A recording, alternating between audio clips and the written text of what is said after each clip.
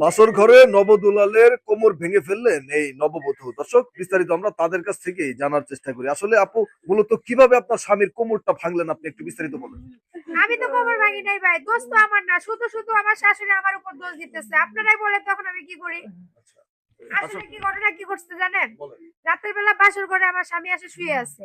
আমি একটু ওয়াশরুমে গেছি, ওয়াশরুম থেকে আসে বাসর ঘরে, তো আমি শুবো তাই না? আমি শুইতে গিয়ে যে তার মাজার উপর গিয়ে বসছি এটা তো আমি বুঝতে পারি নাই। আর মাজায় বসতে গিয়ে তার কোমর ভেঙে গেছে, এখন তার মা দোষ দিচ্ছে আমার। এর আগে থেকে কিন্তু তার মেলাগুলো দোষ আছে। এখন এই যে নবদুলাল যিনি আছেন, আসলে আপনার স্ত্রী আপনার কোমর ভেঙে ফেললো, সারা জীবন দেখলাম স্বামী কোমর ভাঙছে, কিন্তু আপনার বেলায় পুরোটা উল্টো, স্ত্রী আপনার কোমর ভেঙে ফেললো। মূলত এটা কিভাবে, একটু একটু বিস্তারিত বলেন।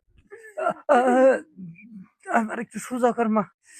ও ও তেলটা মালিশ করে দিলে মনে হয় তারপরে কথা কইলে ভালো হইতো। উফ, আসলে ঘটনাটা কি হয়েছিল ভাই, একটু বলেন তো ভাই। আমার মাজায় হাড়ে একটু আগের থেকে সমস্যা। এই দেখতে এই হ্যাংলা পাতলা তো, মনে করেন এলাকায় ঘুরে বেড়াইতাম। এই যত গাছের আম, যত গাছের বড়ই, জাম, এগুলা আমিই পারতাম। হঠাৎ করে একদিন মনে করেন জাম গাছের মাথায় থেকে পড়ে গেছি। ও ও ও এ, মা মারে মা এ এ, মিথ্যা এ, কথা একটা বলে সব সত্য কথা কইতেছে। এখন তো আপনি আমার উপর দোষ চাপাই দিছিলেন। আহ, আচ্ছা, এই যে ছেলের মা যিনি আছেন, আসলে এই যে এরকম একটি আজব ঘটনা ঘটলো আপনার ছেলের সাথে, মানে আপনার ছেলের কোমর ভেঙে ফেলছে আপনার ছেলের বধূ, নববধূ, এই বিষয়টি নিয়ে আসলে আপনি মা হিসেবে কি বলতে চান? এই কাজটা ঠিক করে নাই।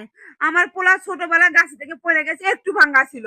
আর আজকে আমার পোলার কোমরের মধ্যে পড়ছে, পুরা কোমর ভাঙে ফেলাইছে গো। আপনার পোলা যে একবারে বাতার মতো চিকন সেটা কি আমি জানি? আমি বইলে কি টের পাই যে আপনার পোলা বিছানায় শুয়ে রইছে?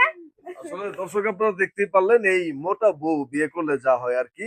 এই বরের তুলনায় তার স্ত্রী ছিল অতি মোটা এবং অতি মাংসশালী, শক্তিশালী। সেই শক্তির প্রভাবে কিন্তু এক ধরনের তার এই নবদুলালের কোমর ভেঙে ফেলেছে বাসর রাতেই। আমরা একটু আবার সেই নববধূর কাছ থেকে জানার চেষ্টা করবো, আসলে আপনি একজন নববধূ হয়ে এরকম একজন নবদুলালের কোমর ভেঙে ফেললেন, এই বিষয়টা নিয়ে আসলে আপনার অনুভূতি কি? ভাই, ইচ্ছা করে তো কারো কোমর কেউ ভাঙে না। আর স্বাস্থ্য হইলো আল্লাহর দান। আমি স্বাস্থ্যবান। আর তার মা যেভাবে আদর যত্ন তার ছেলেকে করে, বলে যে আমার ছেলেকে আমি এইটা খাওয়াই, ওটা খাওয়াই, ফলমূল সবকিছু খাই, তাহলে বাতার মতো চিকন কেন? হ্যাঁ বলেন তো। আমি তো এত কিছু খাই না, আমিও তো ডাগরা কই, আমি তো চিকন না। আসলে এই যে নবদুল্লাল যিনি আছেন, আসলে আপনি এরকম একজন পাতলা মানুষ হয়ে এরকম একজন মোটা মানুষকে যে বিয়ে করলেন, আপনি বিয়ের আগে একবার চিন্তা করবেন না যে সে আমার উপর উঠলে আমার কোমর ভেঙে যেতে পারে?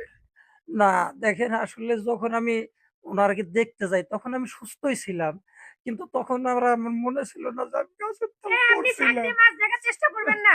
আপনার যে এত সমস্যা শরীরের আরে মধ্যে, আগে যদি বলতেন আপনার আমি বিয়ে করতাম না, ঠিক আরে আছে? আপনারও তো সহে সমস্যা, আমি যদি জানতাম যে আপনার সহে সমস্যা তাইলে কি আর আমি বিয়েতে রাজি হইতাম? সমস্যা নাই, আমার বাপরে আমার মারে ডাক দেন, দরকার পড়ে আপনার সাথে আমার সম্পর্ক শেষ করে দিয়ে আমি অন্য ছেলেকে বাবা, বিয়ে করব। মা, আপনার মতো বাতালা ছেলের সাথে সম্পর্ক রাখবো না আমি।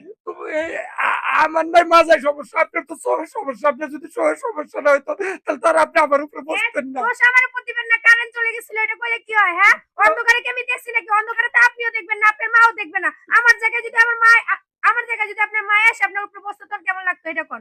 তখন মনে হয় আমার মাজা গইলেই যাইতো। আমার কইলেই যাইতো, তাহলে আপনার নিচে বসে ব্লকের রাখতেছেন না কেন? হ্যাঁ,